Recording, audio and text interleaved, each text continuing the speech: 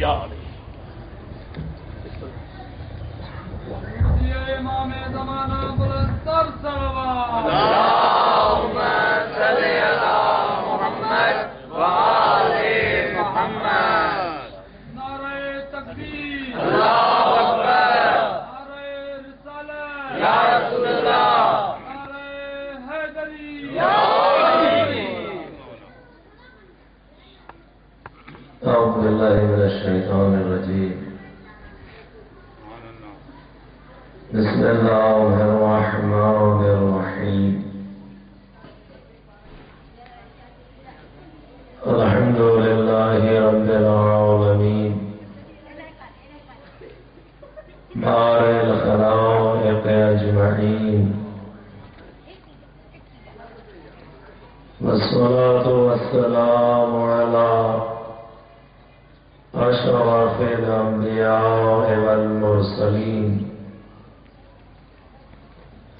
وخياراته في خلقه أجمعين الذين لا فتدلى فكان قاب قوسين أو أدنى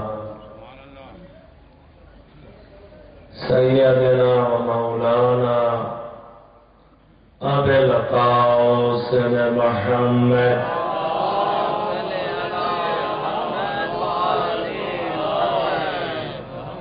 وعلى أهل بيته الطيبين الطاهرين لا سيما بقية الله في الأرضين حجة بن الحسن العسكري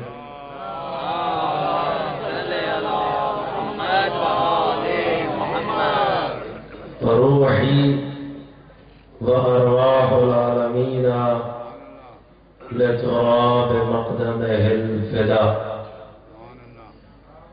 واللعنة الدائمة الأبدية على أعدائهم أجمعين من الآن إلى قيام يوم الدين أما بعد فقد قال الله سبحانه في محكم كتابه الكريم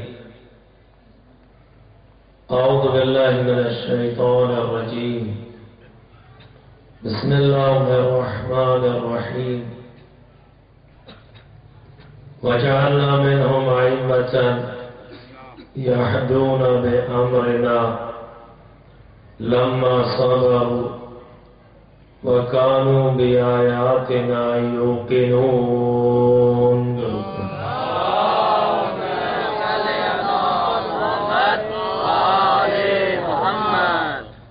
سورہ سجدہ کی 24 نمبر کی آیت مبارکہ ارشاد رب العزت ہے اور ہم نے انہیں امام قرار دیا ہے اور جسے ہم امام قرار دیتے ہیں وہ ہمارے امر سے کار ہدایت انجام دیتا ہے اور یہ مقام ہم نے بغیر امتحان اور صلاحیت کے نہیں لیا بلکہ جب ان ہستیوں نے مقام صبر کو پا لیا ہم نے انہیں مقام امامت عطا کیا اور یہ واسطیاں ہیں جو ابتدائے تخلیق سے مقام یقین پر فائز ہے ہم نے عرض کیا کہ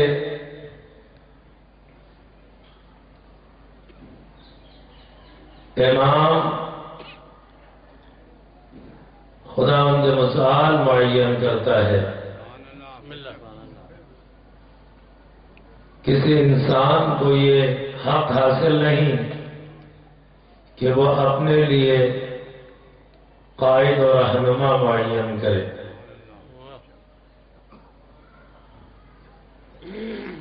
کیوں؟ اس لیے کہ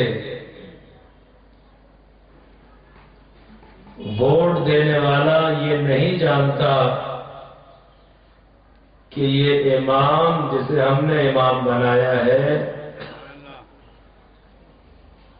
یہ اس قانون پر باقی رہے گا جس کے تحت امام بنایا گیا ہے یا اس قانون کی خلاف ورزی کرے گا؟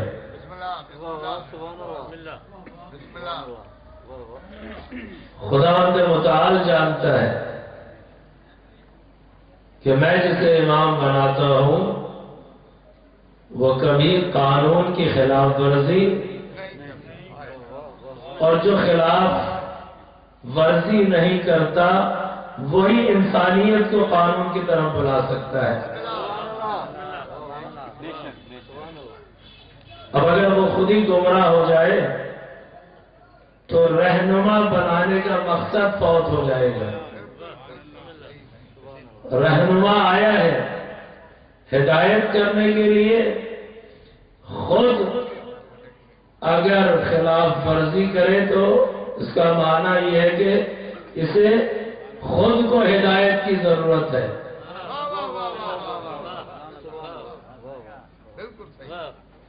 بس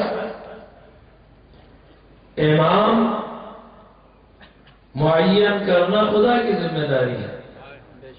اگر آیات اور روایات نہ ہو تب بھی عقل انسانی اس بات کا تقاضا کرتی ہے کہ رہنما کو معصوم ہونا چاہیے۔ کیوں؟ خداوند عالم نے ہمیں پیدا کیا کسی مقصد کے لیے، اس مقصد تک پہنچانے کے لیے رہنما چاہیے۔ اگر ہر انسان اس مقصد تک خود پہنچ سکتا ہوتا تو رہنما کی ضرورت نہیں تھی۔ اب جب رہنما کی ضرورت ہے کسی مقصد تک لے جانے کے لیے، اب اگر یہ اس مقصد کو خود یا نہ جانتا ہو یا اسی کی خلاف ورزی کرے تو عقل یہ کہتی ہے کہ ایسے انسان کو رہنما نہیں ہونا چاہیے، کسے رہبری کا عمل انجام دینا چاہیے، وہ جو اس مقصد تک لے جانے کے لیے اور خود اس مقصد کو کما حقہ جانتا ہو، لے جانے میں بھی معصوم ہو، اس قانون کو پہنچانے میں بھی معصوم ہو۔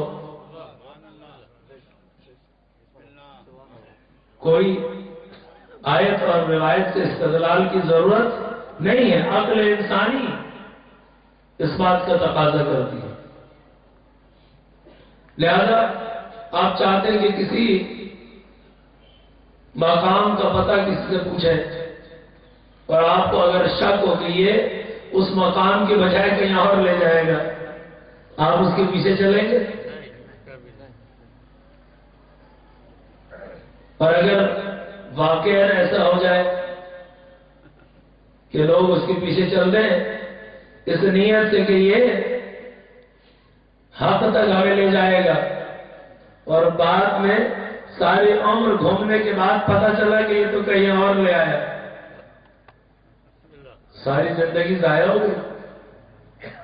زندگی مختصر ہے، ہمیشہ کے لیے دنیا میں نہیں رہنا۔ لہذا خداوند عالم نے یہ اہتمام کیا کہ میں امام معین کرتا ہوں، اور جیسے میں امام معین کرتا ہوں میری ہدایت اور میرے امر سے یہ کام انجام دیتا ہے۔ امر الہی کیا ہے؟ سورہ یاسین کی آخری آیات میں ارشاد ہوا انما امرہ اذا اراد شیئا۔ امر الہی ارادہ الہی ہے۔ یہ ارادہ کیا ہے؟ ارشاد ہوا انما امرہ اذا اراد شیئا ان یقول لہ کن۔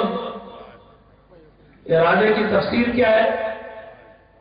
کہ خداوند عالم یہ کہتا ہے، یہ کہنا ہمیں سمجھانے کے لیے ہے، مگر نہ ادھر اس نے ارادہ کیا ادھر مراد حاصل ہو گئی، کوئی فاصلہ نہیں ہے۔ یہ انسانیت کو سمجھانے کے لیے ان یقول لہ کن، یہ تفسیر ارادہ ہے۔ اب بس جسے ہم نے امام مقرر کیا ہے وہ کیسے ہدایت کرتا ہے، یعنی ہم ارادہ کرتے جاتے ہیں اور وہ ہدایت کرتا جاتا ہے۔ درود پڑھے محمد والے محمد۔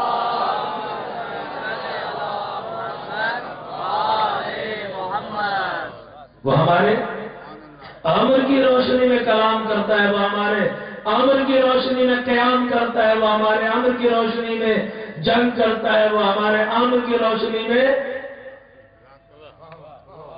زندگی گزارتا ہے، تبلیغ کرتا ہے، ہدایت کرتا ہے۔ اور جہاں امر الہی کی روشنی میں عمل انجام پائے وہاں خلل کی گنجائش نہیں ہے، وہاں غلطی کی گنجائش نہیں ہے۔ امام حسین علیہ السلام ان اماموں میں سے ہیں کہ جنہوں نے امر الہی کی روشنی میں قیام کیا۔ اگر آج یزید کا مقابلہ کرنا ہے، امر الہی ہے، بیعت سے انکار کرنا ہے، امر الہی ہے۔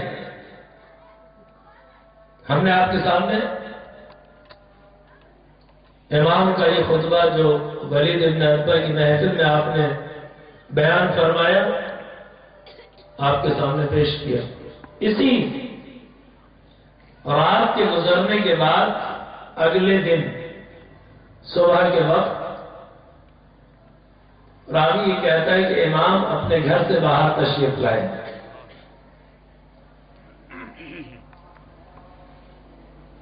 کوچے میں مروان ابن حکم سے آپ کی ملاقات ہوئی، وہی مروان ابن حکم کہ جس نے رات کو آپ کے قتل کا فتویٰ جاری کیا۔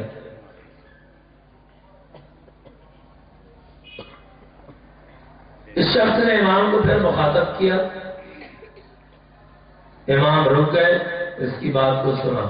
دیکھیں کس قدر وسعت قلب رکھتا ہے امام۔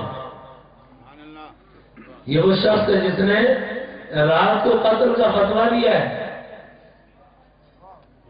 امام کہتے کہ تمہاری بات سننے کی کیا فائدہ، تم نے تو رات کو فتویٰ جاری کر دیا، اب کیا بات کرنا ہے۔ لیکن امام نے اس کی بات کو سنا، کیا کہنا چاہتے ہیں؟ کہا کہ میرا مشورہ یہ ہے کہ آپ یزید کی بیعت کر لیں اور اسی بیعت میں دنیا اور آخرت میں آپ کی کامیابی ہے۔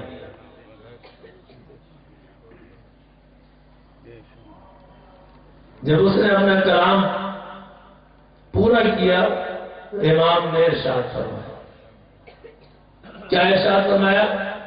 فرمایا انا للہ و انا الیہ راجعون وعلی الاسلام السلام اذا بلیت الامت براع مثل یزید ولقد سمعت جدی رسول اللہ یقول ان الخلافة محرمة على آل ابی سفیان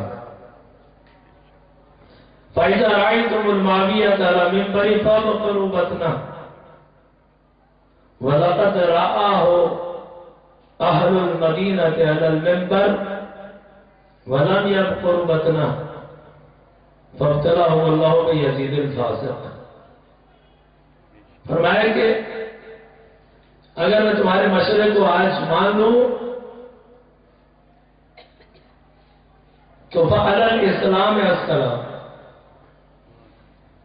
تو اسلام پر سلام پھیر دیا جائے،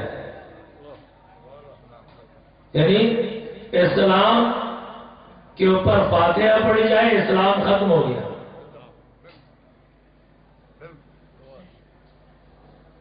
ہم خدا کی طرف سے آئے ہیں، اسی کی طرف پلٹ کے جانا ہے۔ انا للہ و انا الیہ راجعون۔